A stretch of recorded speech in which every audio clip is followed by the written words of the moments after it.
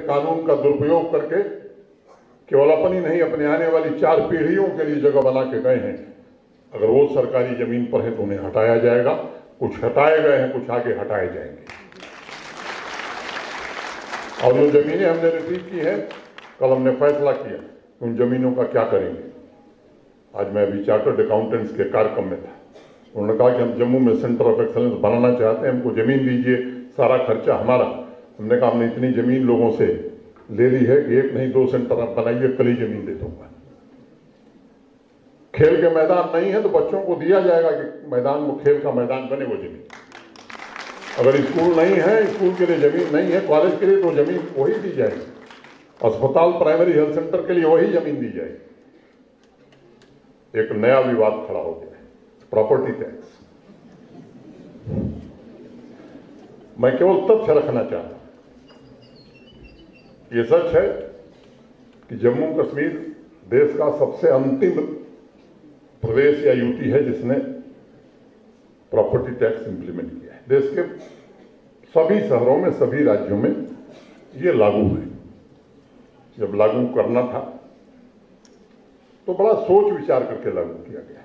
और अगर मैं कुछ तथ्य आपको बताऊंगा तो शायद स्थिति ज्यादा स्पष्ट हो जाएगी आपको। और ये तथ्य इसीलिए मैं बता रहा हूं कि आप सब पढ़े लिखे लोग हैं। जम्मू कश्मीर के गांव में जो रहता है उस पर कोई टैक्स नहीं।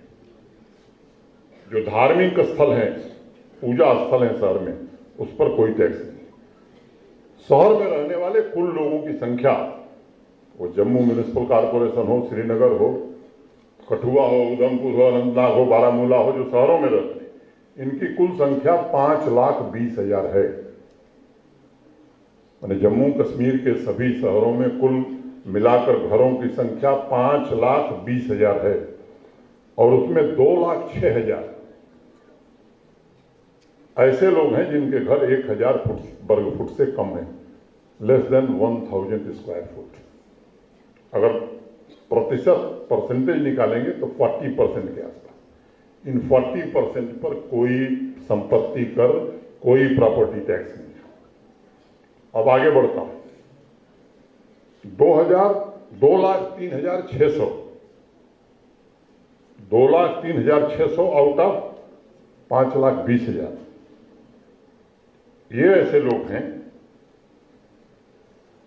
जो एक साल में 1,000 से कम टैक्स उनको देना है।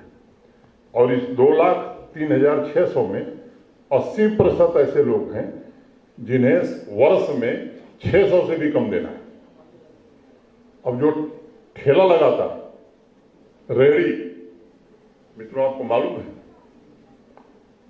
5,000-6,000 वो कारपोरेशन को देता है, रेहड़ी लगाने वाला।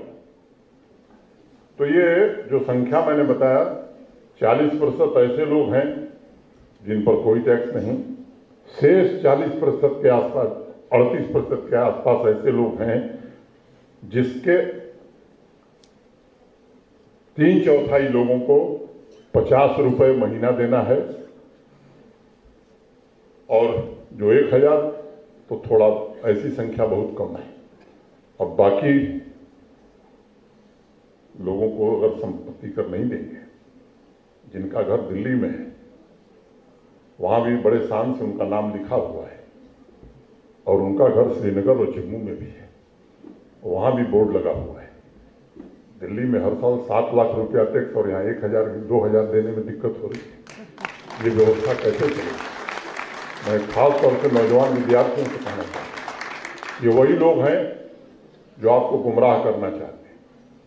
जब एंटी इंक्रोचमेंट ड्राइव चली तो भी उन लोगों ने कहा गरीबों को हटाया जाएगा।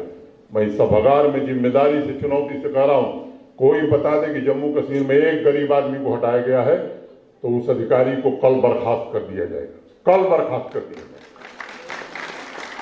लेकिन ये अपने बचने के लिए सामान्य आदमी की भावनाओं को भड़काने की कोशिश करते हैं। ऐसे लोगों से सतर्क रहने की जरूरत है। अब मैं आता हूं कमर्शियल। 1,01,000 दुकानें हैं कुल शहरी क्षेत्रों में, जम्मू, श्रीनगर, सभी शहरों को मिला 1,01,000, जिसमें 46,000 शॉप्स पर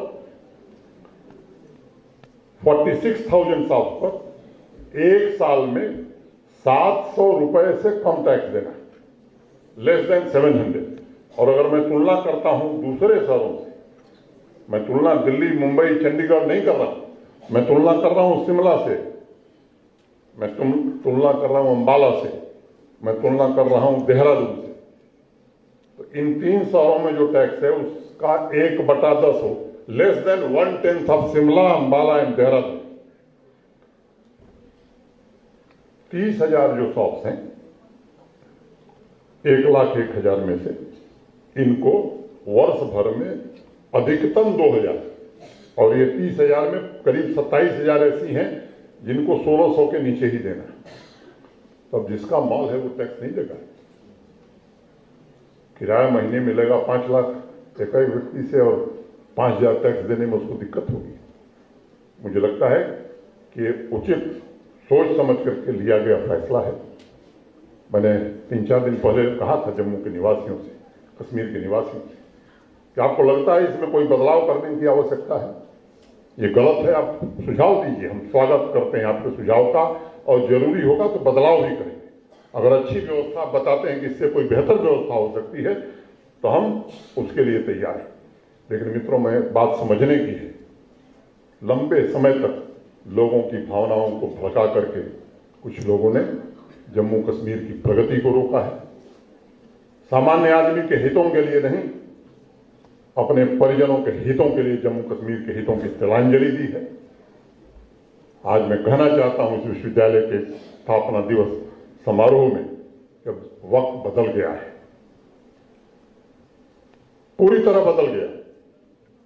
जम्मू कश्मीर प्रशासन सामान्य आदमी के लिए काम करेगा, सामान्य अध्यापक के लिए काम करेगा, सामान्य कर्मचारी के लिए काम करेगा, विद्यार्थी के लिए काम करेगा, किसान मजदूर के लिए जो भी निर्णय करना होगा उसके हित में वो जरूर किया जाएगा। लेकिन 1,000-2,000 लोग जिन्होंने 70 सालों में जम्मू कश्मीर को बदहाल बनाया है, उनके इशारे पर जम्मू कश्मीर प्रशासन अब नहीं चल सकता है। ये बात उन्हें समझनी होगी। इतनी ही बात कहता हुआ मैं आप सबको हृदय से धन्यवाद देता हुआ, स्थापना दिवस की बधाई देता हुआ मैं अपनी बात पूरी करता हूँ।